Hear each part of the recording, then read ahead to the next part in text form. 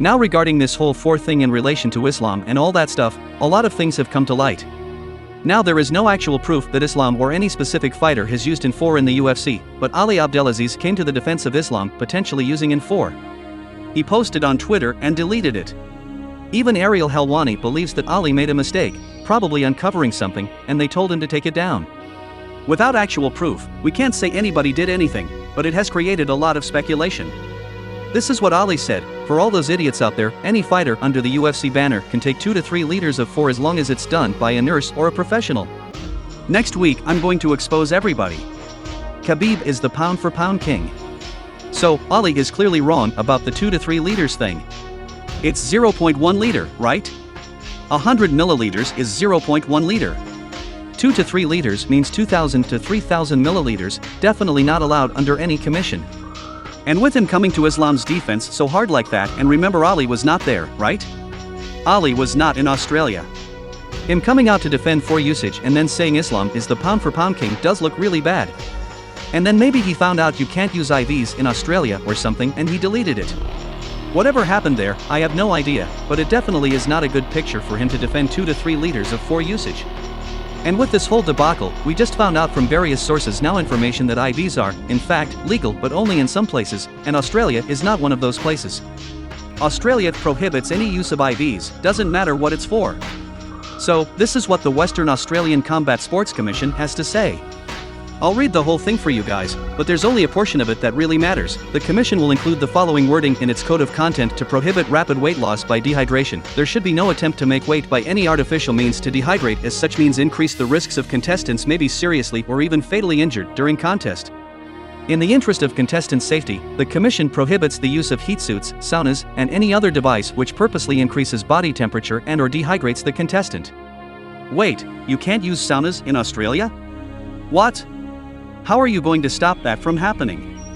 Wait, so how many fighters violated the rules in Australia if they used the sauna? I'm pretty sure a lot of fighters use a sauna. It's a basic method to cut weight. I really wonder what they expect to do in order to lose that kind of weight. Or fighters should just move up weight if it's too hard for them. Now this is the important thing about IVs. The Commission also prohibits the use of intravenous therapies, which are used for aiding rehydration from excessive and deliberate dehydration. For those who don't know, intravenous is in 4. Right there tells you prohibits any use of it. You can't use it at all. Any promoter, trainer, or other person registered with the Commission found to be encouraging the use of such methods will be sanctioned by the Commission. Any contestant known to be using these methods will not be allowed to compete. So, even though in other places, you can use in-4 up to 100 milliliters, not 2 to 3 liters like Ali said, I don't know why he said 2 to 3 and they have to be done by some kind of nurse or professional, and that opens up a whole can of worms because, does the nurse have to be from USADA or the UFC? Does the professional also have to be from there? Can you get your own? If you can get your own, I could definitely see where some fighters can cheat because you can mask in PEDs with the 4 that could definitely be used in under 100 milliliters. So this is what we found out about the 4 usage. This is reported from Brett Okamoto. According to the UFC USADA handbook, and 4 could be used if it is determined to be medically justified and within the standard of care by a licensed physician and administered by a licensed medical professional. So by that, it doesn't say it has to be from the UFC or from USADA. You can kind of get your own. I could definitely see where fighters can get their own medical professional, and things can get murky from there.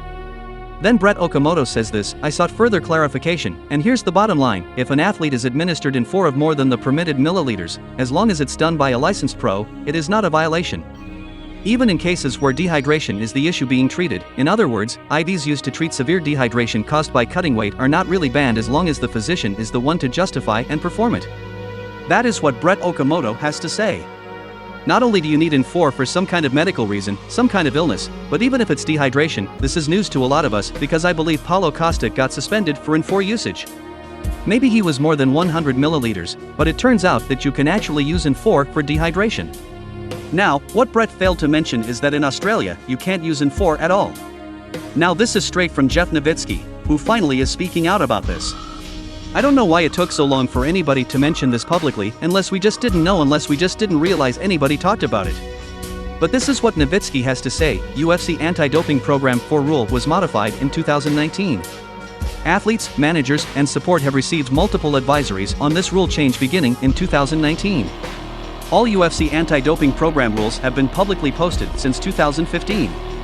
The 4 rule advisories included the following: IVs are now permitted without a TUE, therapeutic use exemption, for those wrecked in the course of hospital treatment, surgical procedures, clinical diagnostic investigations, or those wrecked from a licensed medical professional after a licensed physician determines they are medically justified. IVs of less than a total of 100 milliliters, separate from the anti-doping program rules. Athletic commissions require any athlete who receives IN4 during fight week to obtain permission from a commission before receiving IN4 and disclose the use of that 4 to the commission after its use. Despite the fact that 4 use is not permitted under the UFC anti-doping program, if administered by a licensed medical professional after a licensed physician determines they are medically justified, the required disclosure of such use to an athletic commission could possibly jeopardize the commission licensing the fight. So that is really interesting, man. It turns out, since 2019, fighters have been able to use IN4 technically legally, and as long as they can get a physician to say that it is justified for them to use it, they are able to use it. So it's a loophole to actually use IN4.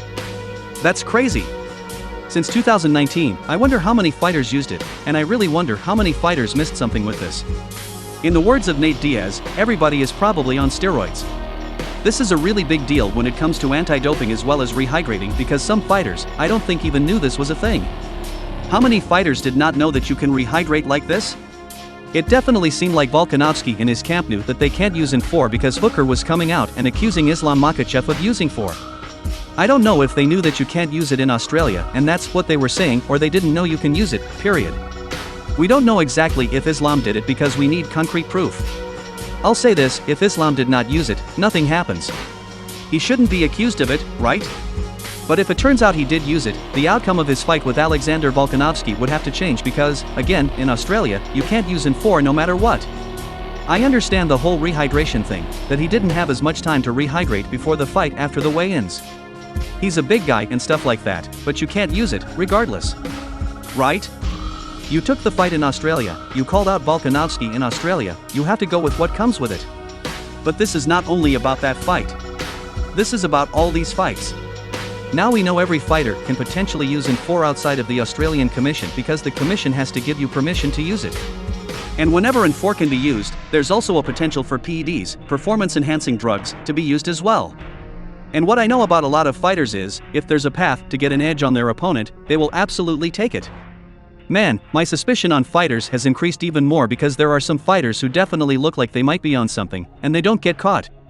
But now there seems to be a reason as to why, and now with this whole 4 thing, there could be a reason as to why some of them may be getting away with it.